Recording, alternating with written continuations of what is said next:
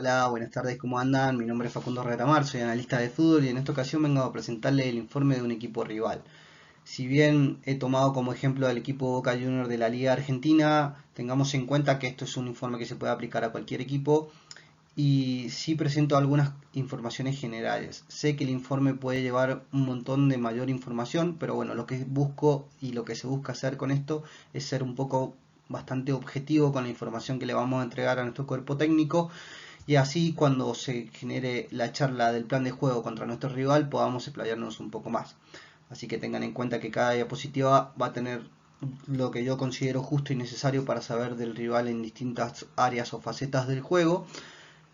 que después luego, como dije anteriormente, en la charla del plan de partido del cuerpo técnico vamos a poder ampliar un poco más esta información y se puede indagar un poco más.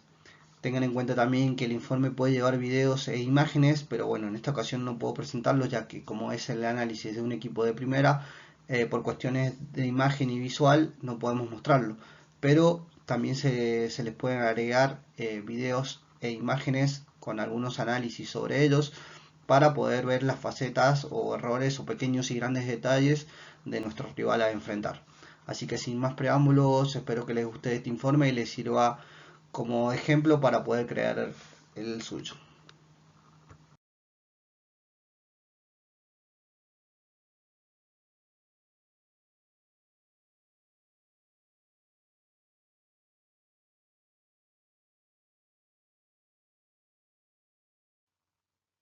Bien, como inicio de este informe podemos presentar la equipación por la cual nuestro rival puede llegar a utilizar, que sería su primera equipación y segunda equipación, un poco más gráfico, y a la vez también podemos presentar a su estadio donde se va a jugar este partido. Este caso sería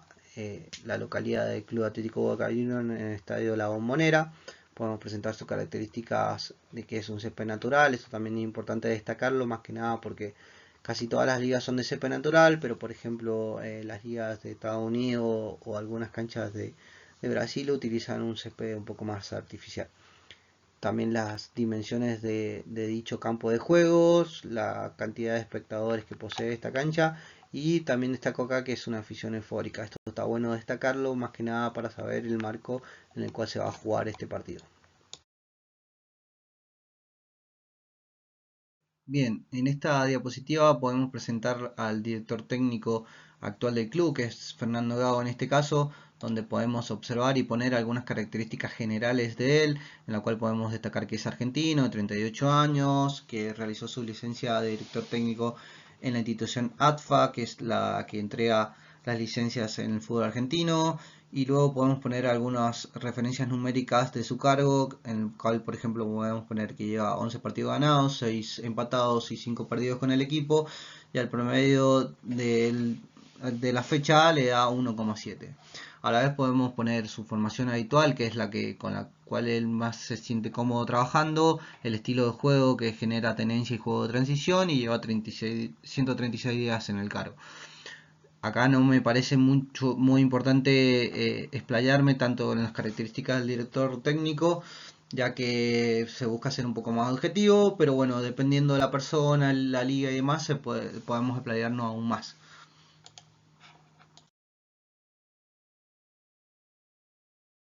Luego podemos presentar a su cuerpo técnico, el cual se compone por Fabricio Colochini, Diego Cogliandro, son sus ayudantes de campo, Roberto Luci como preparador físico y Cristian Muñón como entrenador de arquero. Acá no me parece también una parte para hacer mucho hincapié, más que nombrarlos y saber qué es y quiénes son cada ayudante o preparador físico o entrenador que posee el cuerpo técnico y las personas con las que cuenta para trabajar.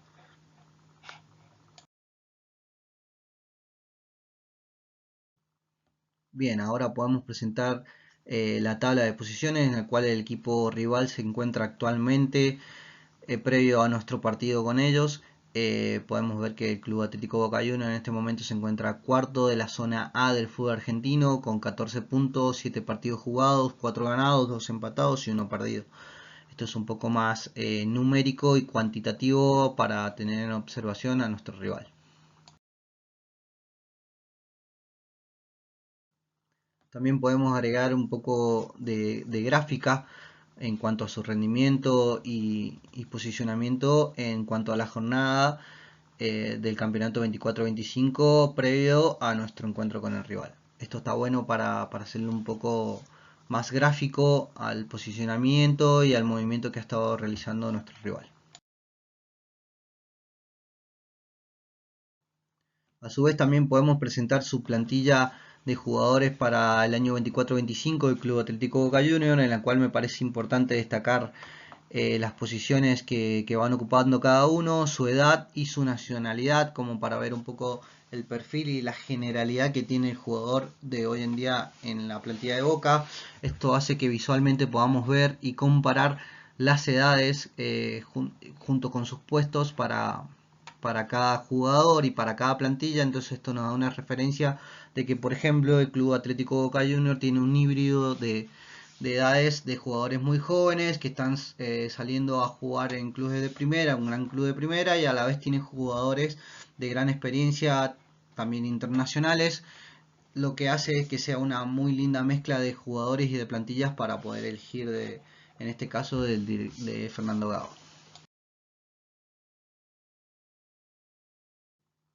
Bueno, y en referencia a la plantilla de jugadores, me parece importante destacar en este caso los delanteros de jerarquía, que esto puede ir variando, ya puede ser delantero, mediocampista o defensores o el jugador que nosotros querramos destacar.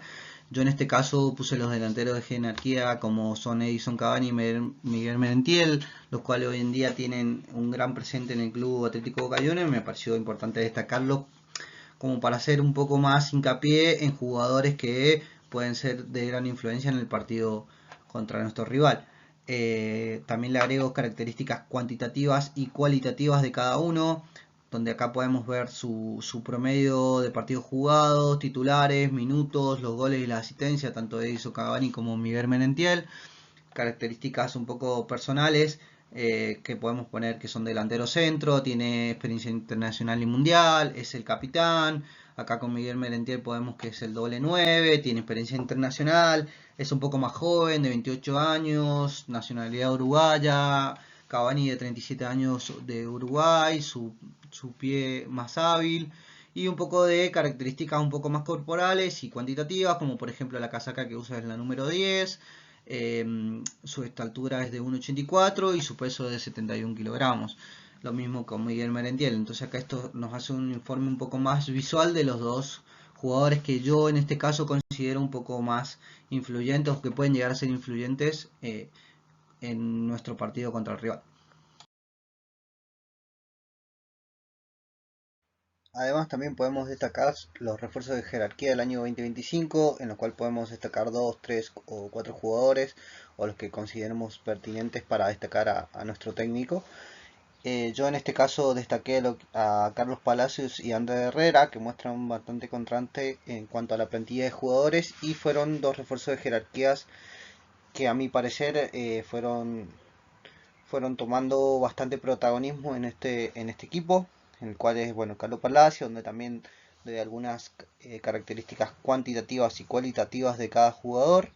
como la edad, el peso, la casaca que utilizan, un poco de características personales, si es diestro, de la edad, su nacionalidad y además algunos comentarios o información más centralizada de los puestos que ocupa en el campo, la experiencia de selección nacional, por ejemplo, la presencia de inteligencia. Entonces, lo que intento mostrar es un poco de datos precisos para que el director técnico pueda hacerse una idea de los refuerzos jugadores que uno intenta destacar. Ya más adelante vamos a ver que nos metemos un poco más en la parte táctica de la observación de cada jugador, pero bueno, por ahora sí una presentación de jugadores precisos en diferentes puestos o jerarquización de cada jugador.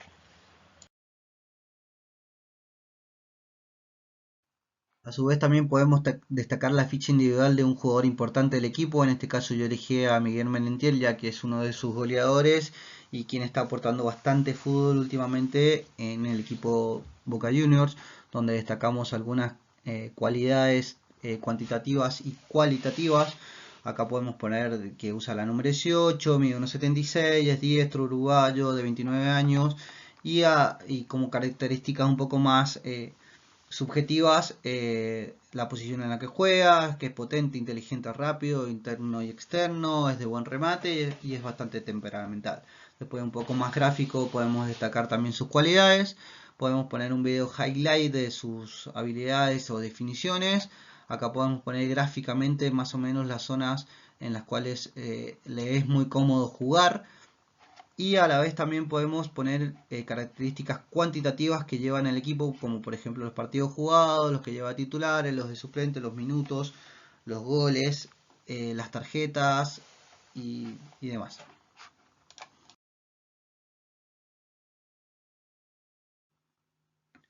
Luego de la presentación individual de la plantilla y algunos jugadores individuales, podemos presentar el sistema habitual en el cual utiliza Fernando Gago, que es el 1-4-3-1-2,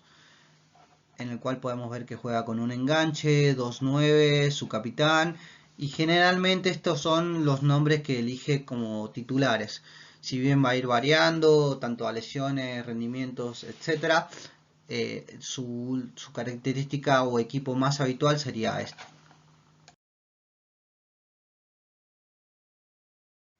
Bien, siguiendo un poco la índole de la presentación de algunas alineaciones posibles, podemos luego presentar un poco el sistema de juego y las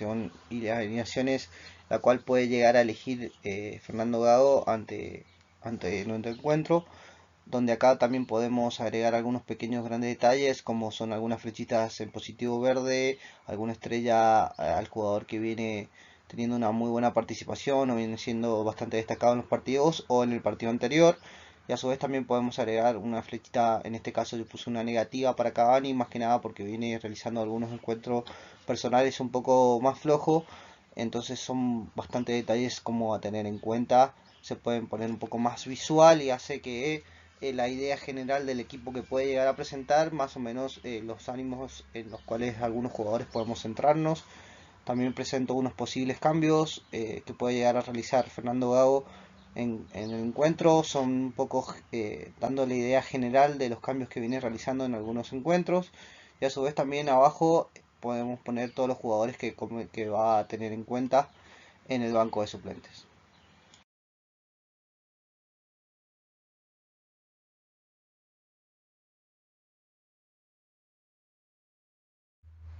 Bien, a su vez también podemos destacar los últimos dos partidos o encuentros que han realizado.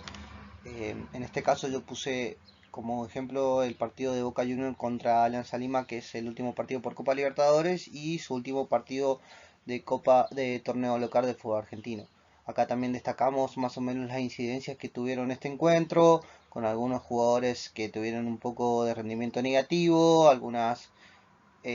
características del mismo, algunas tarjetas, quién realizó el gol. A la vez también por abajo destaco los resultados de este encuentro, que bueno, como sabemos la Copa Libertadores es ida y vuelta, en la cual el partido de ida gana 2-1, después en el lugar termina un 2-2 y lo termina perdiendo por penales 5-4. Agrego también los cambios que se realizaron en este encuentro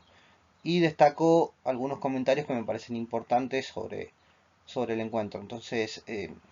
por ejemplo, acá pongo que partido de vuelta, que es un partido de vuelta a la fase Copa Libertadores, hay un cambio de arquero para la definición de penales y queda eliminado a través de la tienda de penales. Entonces esto nos da un margen un poco más a la idea de cómo viene el rival en sus últimos encuentros. A la vez también acá como el partido con Rosario Central destacó que lo ganó, con algunos rendimientos positivos, los jugadores que tuvieron algunas incidencias, el jugador del partido en sí, destacó quién hizo el gol, quién fue el capitán, los cambios precisos que realizó en este encuentro y a la vez también algunos comentarios destacados como que es el partido que le permitió llegar al primer puesto de su zona y a su vez también era una muestra de carácter para seguir en la competencia local ante su gente luego de la eliminación que acabamos de nombrar anteriormente.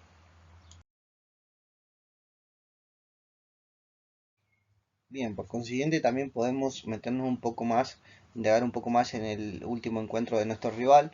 En este caso es el partido de Boca Juniors versus Rosario Central, el cual lo gana 1-0,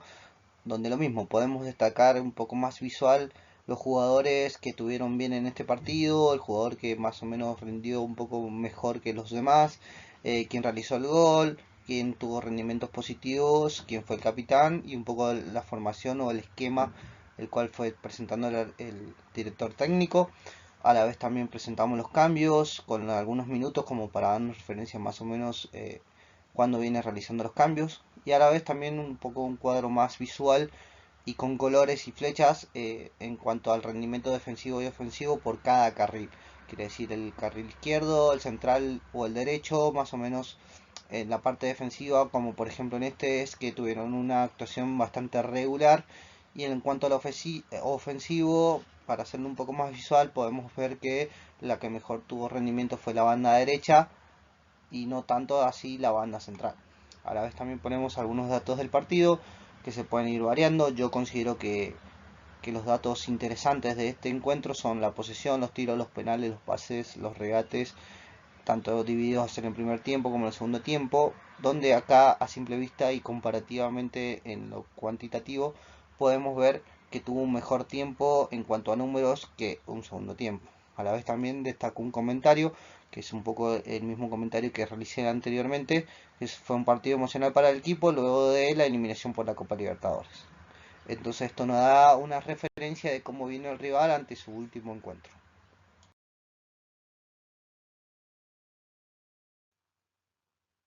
Bien, acá podemos presentar los goles de la temporada 24-25 que lleva hasta el momento. Lo podemos hacer a través de un video resumen de goles o bien gráficamente por donde las zonas en las cuales el balón ha tenido destino de gol. A la vez también podemos presentar un cuadro por las acciones y la cantidad de goles que se recibieron por dichas acciones y los goleadores y la cantidad de goles propiamente dichos lleva cada uno.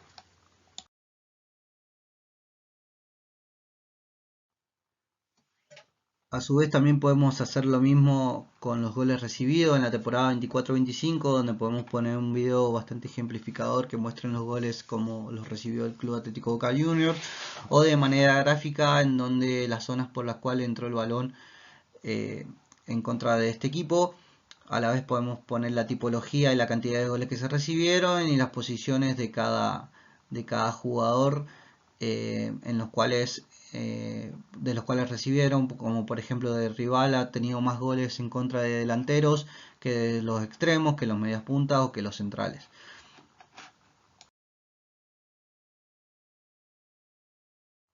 También un poco a presentar a un jugador en específico, podemos presentar al jugador que es el encargado de realizar generalmente los penaltis, con algunas estadísticas de más o menos cómo viene a través de las fechas anteriores, su rival, el minuto, el resultado del partido, el resultado del final, un poco más o menos como para indagar un poco en cómo estaba su estado, su cabeza, su forma de definición, qué tan importante fue el gol o no, o el partido o el momento que lo ahorró. Eh,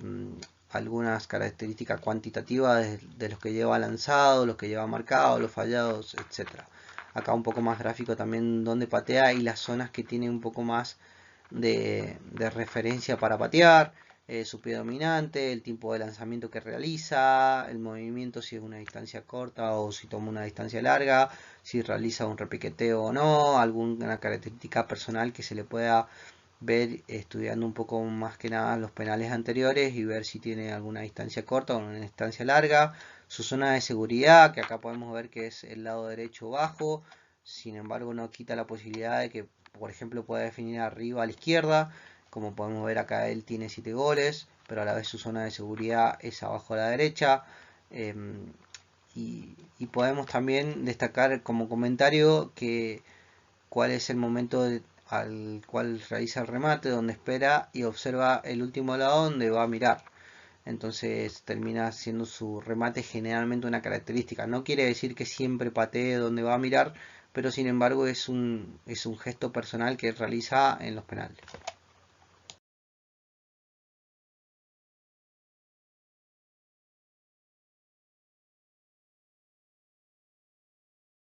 Bien, ahora que entramos un poco más al análisis de las fases de juego, podemos encontrar un informe un poco más visual, o lo que se busca es que sea un poco más visual y de fácil entendimiento para el director técnico, donde podemos acá destacar, por ejemplo, en el bloque alto, que utiliza más la contención que la presión, donde solo sus delanteros son los que presionan a los defensores rivales. Su línea de mediocampista quiere un poco más mantener la contención del rival en la zona media. Acá podemos destacar a los jugadores fuertes y los jugadores débiles de este bloque. Tener en cuenta eso. Por ejemplo, acá ponemos que el jugador 9 y el jugador 10 son los que presionan a los centrales. El jugador 8 hace la cobertura de la primera línea de presión. Y los jugadores débiles en este bloque serían los jugadores 21 y 22, que solo buscan cubrir los espacios y las zonas. Y el jugador 43 se considera un poco débil en este bloque, o no se destaca en este bloque, ya que es el jugador que no va a dar presión, sino que da el equilibrio. Simplemente en estas funciones donde se considera un jugador débil para el bloque alto. Sin embargo, no quiere decir que no sea muy importante para el equipo en sí.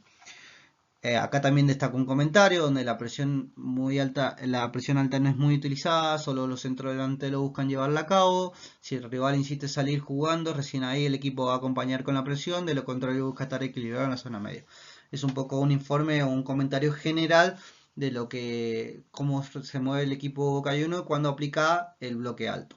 Acá también un poco más visual y con colores podemos destacar los jugadores débiles en el juego aéreo y los que son fuertes en el juego aéreo a través de colores. Cada uno va eligiendo su paleta de colores.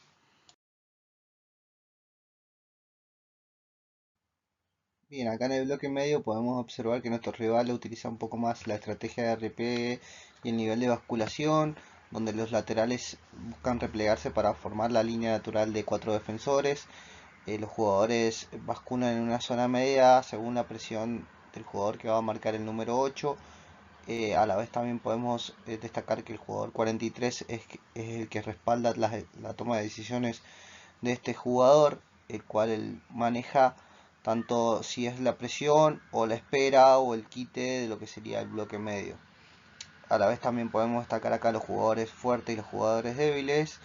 como anteriormente ya dijimos, el funcionamiento y su rol del jugador número 8, del 43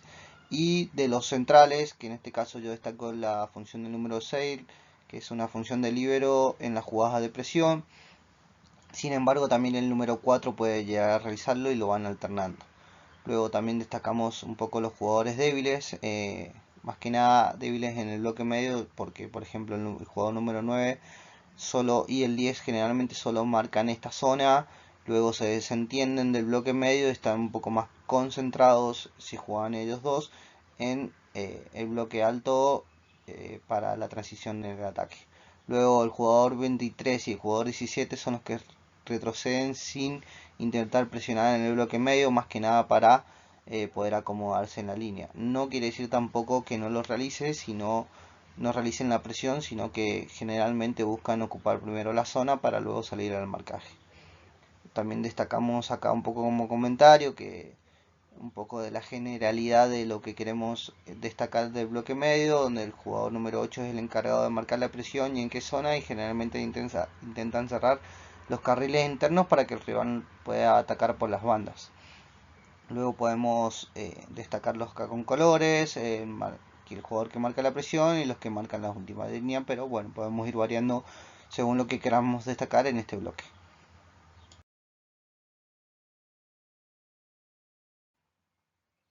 En el bloque bajo de nuestro rival podemos observar que utiliza más la función de la ocupación en el rechace y la altura de la línea defensiva, donde más o menos juegan. Podemos ver que el jugador número 22 está encargado de ocupar la zona central para un posible rechace o salida de contraataque, donde los delanteros buscan estar listos para despejes largos o contraataque por una zona media generalmente. La línea defensiva es baja y termina con terminaciones dentro del área, donde va a buscar cubrir casi siempre el punto penal o la zona de definición media. Y podemos destacar los jugadores fuertes y los jugadores débiles de este bloque, donde podemos ver que el jugador número 43 es el jugador que apoya a la defensa en lo que sería el bloque bajo y ayuda en el retroceso o en la marca en sí, cubriendo los espacios que pueden llegar a existir a las espaldas de los laterales o los centrales o entre ellos. Luego también destacamos los jugadores un poco más débiles, como por ejemplo el 21 que solo realiza una cobertura de espacio y tiene muy poca marca. El jugador 22 es el rival un poco que lo pierde más que nada en la marca o en el bloque bajo, porque está más atentos a realizar un poco lo que sería el contraataque más que la marca en sí. No quiere decir que no marque, sino quiere decir que su rol está más destinado a otra función al estar ubicado en el centro del campo. Y el jugador número 9 o 10 lo mismo. No quiere decir que nunca bajen a marcar en el bloque bajo, sino que su rol principal sería formar parte de la estrategia del contraataque. Lo mismo destacamos algunos comentarios acá, donde juega con la línea defensiva muy baja y dentro de su propia área hay una cobertura más de carriles internos y busca contraatacar rápidamente.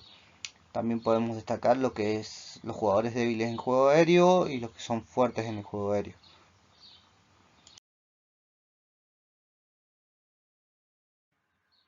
Acá en la fase de inicio podemos observar que el rival elige jugar un poco más con un juego combinativo, más que un juego directo en sí. Está bueno poner porcentajes más que nada para que tengamos una referencia eh, de cómo elige su estrategia en lo que sería en este caso fase de inicio. Elige un poco más el carril exterior que los internos. Busca un mayor entendimiento a través de la seguridad que el riesgo en sí. Podemos poner los jugadores fuertes y débiles como venimos haciendo, destacando un poco sus roles, donde por ejemplo el jugador número 9 y 10 son los de referencia de salida larga, el jugador 43 es un jugador de salida corta, el jugador 8 es el encargado de bascular e inyectar las pelotas al ataque, y acá podemos poner los jugadores débiles en cuanto a la salida de fase de inicio, porque al estar el equipo bastante largo y que ocupa bastante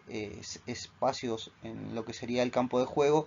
al jugador número 4 podemos destacar que tiene muy poca técnica y una visión creativa para la salida, y el jugador número 6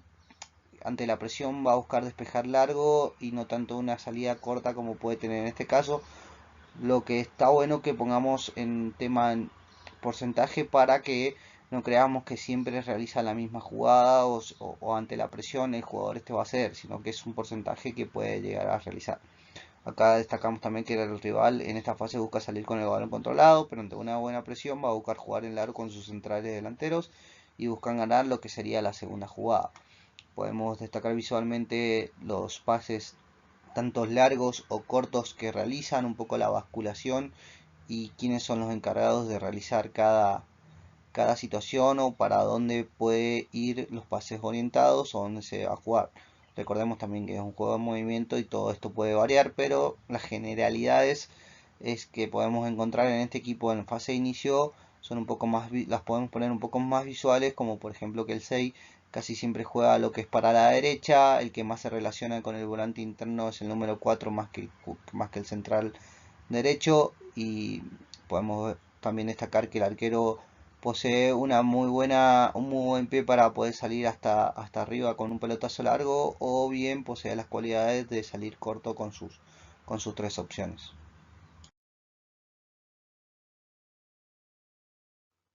Luego también podemos desglosar la fase de creación del equipo rival, en el cual también podemos destacar que eligen un juego más combinativo que el individualismo. También siguen eligiendo un poco más el exterior de los carriles externos que por los internos. Y busca más una seguridad del balón entre sus mediocampistas y basculación del equipo en sí, más que un riesgo como meter algunas pelotas en profundidad. Los jugadores fuertes en este rol, en este caso, son el jugador número 8, que es el encargado de, como habíamos dicho antes, de bascular y meter algunas pelotas filtradas al espacio, pase gol. El jugador 21 también un poco más encargado de filtrar pases al espacio y una participación en lo que es la tenencia. Acá se forma un lindo circuito en el mediocampo en el cual ya el doble 5 está bastante adelantado y se forma adelante del círculo central, en el cual se forma una buena sociedad de mediocampistas con buen pie. El jugador 22 es el que tiene la cancha libre y la movilidad para poder crear los espacios en los cuales podemos ver que,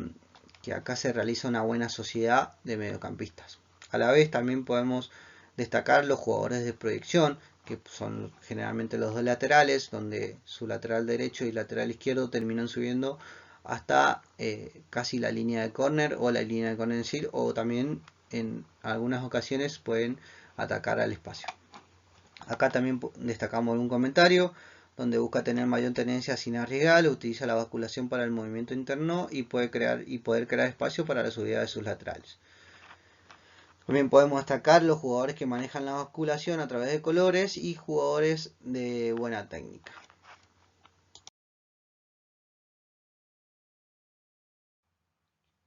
Bien, en su fase de finalización podemos observar que acá ya utiliza otro tipo de recurso, un juego más de individualismo más que el combinativo. Buscan ir más o terminar la definición por el carril interno que por el externo. Si bien utiliza también un equilibrio entre la zona de rechace y la zona de área, mete la misma cantidad de jugadores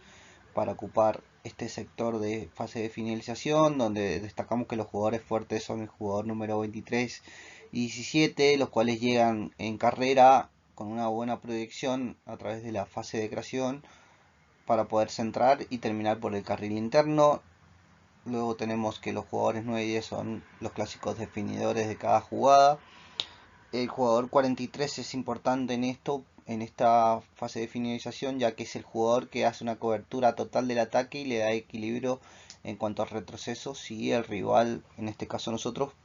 planeamos contraatacar. Es el jugador que está totalmente atento para la segunda jugada de la fase de finalización. Luego destaco algunos jugadores débiles en esta fase, ya que el jugador 4 y el jugador 6 los considero que son unos líberos un poco lento, y a la vez también le agregué una característica personal, que el jugador número 6 es agresivo. Entonces esta información nos puede servir, ya que si un contraataque es realizado por su banda, puede tener una reacción un poco más agresiva para cortar el contraataque y puede ser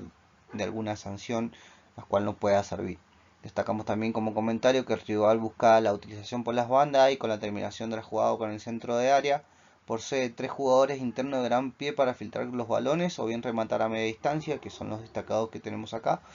Y propone un mano a mano para el individualismo del jugador, que son los que utiliza un poco más en la fase de finalización. Los jugadores definidores los podemos destacar con un color verde y los lanzadores de corta o larga distancia. También podemos desglosar en este momento la transición ofensiva, en la cual podemos ver que realizan una transición un poco más al contraataque que organizada, buscan una transición en lo que es la zona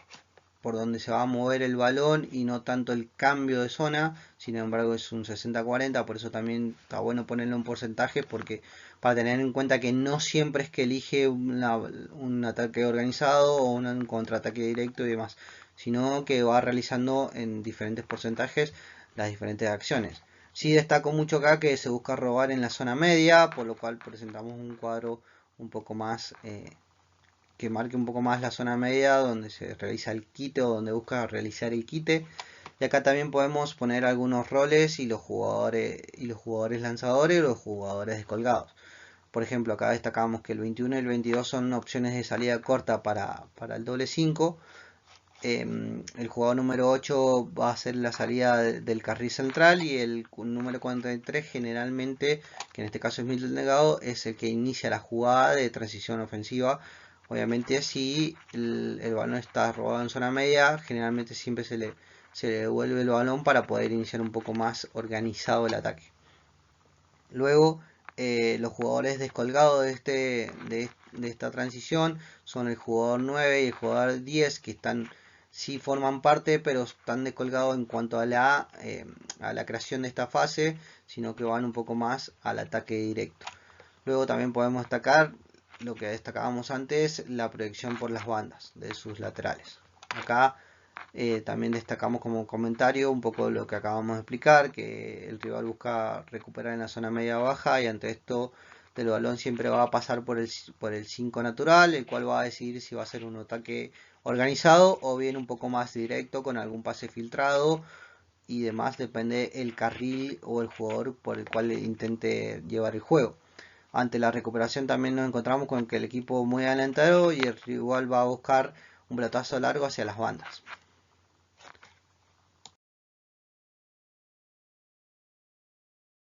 Bien, en la transición defensiva podemos observar que el rival se maneja un poco más con lo que es el repliegue y no tanto la presión ante la pérdida. Si la pérdida es interna, va a buscar realizar algunas faltas tácticas. Le da mucha importancia a la pérdida interior más que a la exterior. En cuanto a porcentaje, está bueno ponerlo así, entre 70-30, 60-40, como para dar referencia, que no siempre, no quiere decir que si una pérdida es exterior por los carriles externos del equipo se desentienda siempre, no. Si tiene la cantidad de jugadores idóneos para poder mantener una presión en este sector, entonces va a optar por esa presión tras pérdida. A la vez también podemos acá destacar jugadores fuertes y jugadores débiles, donde acá destaco como jugador fuerte el jugador número 43, que es el que realiza la cobertura de espacio y los retrocesos. Este es el que va a estar cubriendo los espacios en sí, lo que siempre destacamos que es el jugador que da equilibrio. El jugador 8 es el que es el encargado de la presión tras pérdida y el jugador 6 es el líbero de la última línea. Como débil también podemos destacar que el jugador 9 solo cierra al medio o realiza su marca hasta una zona media. El jugador número 4 es un libero lento también, generalmente que puede llegar a quedar enganchado. Y el jugador 22 solo realiza la cobertura de espalda del lateral derecho, pero puede tener problemas en la marca, tiene poca marca, por lo cual si el jugador 17 del rival lo sobrepasamos en nuestro campo, su cobertura de espalda es un jugador que técnicamente para la defensiva no es muy idóneo.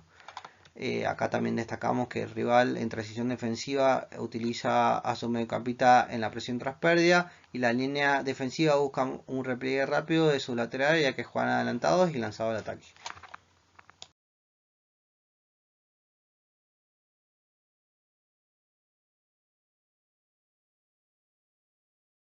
Bien, a su vez, ahora indagando un poco en lo que es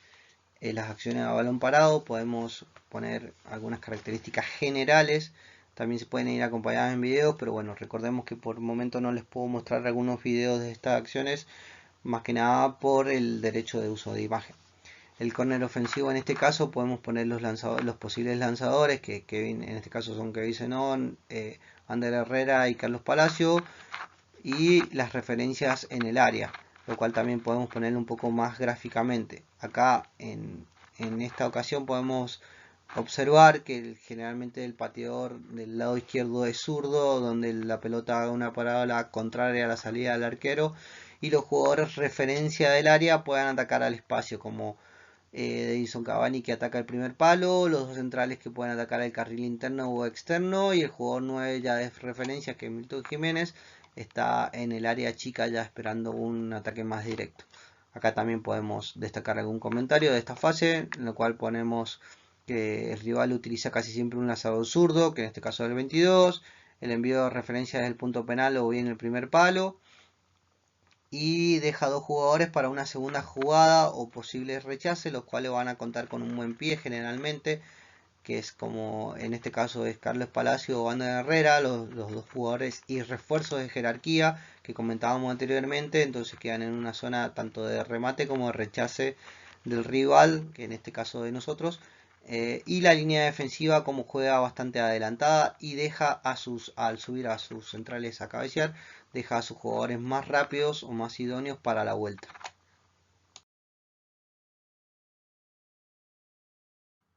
El comportamiento de nuestros rivales en un córner defensivo también podemos destacarlo un poco más visual, donde vemos que los jugadores más fuertes son los que colocan la primera línea del área chica,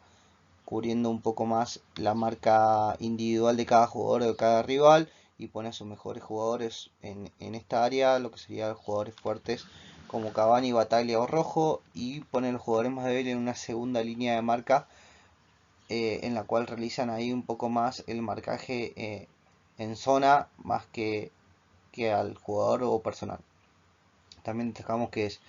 en esta acción el rival busca realizar una marca mixta donde sus jugadores más fuertes realizan el marcaje individual, como habíamos dicho, dentro del área chica, y los demás realizan un marcaje en lo que sería el área grande. A la vez también podemos ver que deja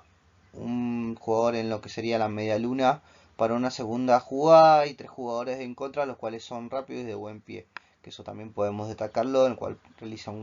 puede llegar a realizar un gran contraataque rápido con buena técnica.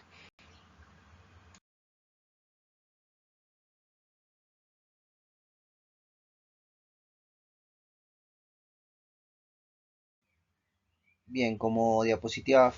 final podemos presentar el modelo de juego y en modo resumen su funcionamiento en fase ofensiva y fase defensiva, es un poco haciendo resumen en todo lo que acabamos de ver, que podemos destacar que en su fase ofensiva se para 4-3-1-2, pero va alternando con una 4-3-3 y una 3-5-2. El estilo de juego que realiza en esta fase es un poco más de transiciones rápidas, utilizando mayor los carriles de mayor medida los carriles externos para poder llegar a central o llegar con bastante gente al área rival. Su inicio de juego se va a posicionar en un 4-3-1-2, pero busca ser rápido del control del balón. En la construcción del juego va a buscar salida un poco más corta de sus centrales e intenta crear juego con su doble 5. También podemos destacar, si queremos acá, que ante la presión cede e intenta salir con pelotazos largos. Después podemos, en los caminos de llegada y la finalización, busca dar balones largos o pases al vacío para la precisión de sus laterales y finaliza con pelotas al área en el carril central. Luego podemos poner la fase defensiva que separa 4-4-2 y va alternando con unos 5-3-2, donde también vemos en el informe, vimos a través del informe que el doble 5, uno de sus 5 se convierte en un enganche y el otro 5 se convierte en una rueda de auxilio para cubrir los espacios entre los laterales y los centrales. La zona de presión que utiliza para recuperar el balón es la zona media baja de su propio campo. Las características de su línea defensiva es que deja un central como líbero y utiliza el recurso del fuera de juego. Su transición defensiva es más posicional y mientras su delantero o mediocampistas ofensivos van presionando al rival, y la transición ofensiva que ante la recuperación busca una transición rápida con un balón largo o unas filtraciones por las bandas. Entonces, a modo de resumen de este informe que le damos a nuestro director técnico, está bueno realizarlo de esta manera, ya que es un informe un poco más visual y directo y objetivo con el análisis de nuestro rival a enfrentar. Después nos podemos desplayar en cada ítem un poco más, pero bueno, según lo que nos va pidiendo el cuerpo técnico, es lo que podemos realizar, y una vez que en sí nos juntamos todos para realizar la estrategia para enfrentar a nuestro rival, que en este caso sería Boca Juniors, este es un buen informe que nos puede dar una generalidad del equipo y tomar algunas precauciones antes de enfrentarlo. Así que espero que les sirva y les haya sido dinámico y de fácil entendimiento este informe. Más que nada lo hago con el club Boca Juniors porque es un equipo representativo en el cual podemos tener más o menos una idea al poder leer este informe. Pero bueno, está bueno realizarlo también con imágenes, con videos que se le pueden ir agregando también. En este caso no se los he mostrado, este informe sí los tiene, pero bueno, por cuestiones de imágenes no los he podido mostrar ahora.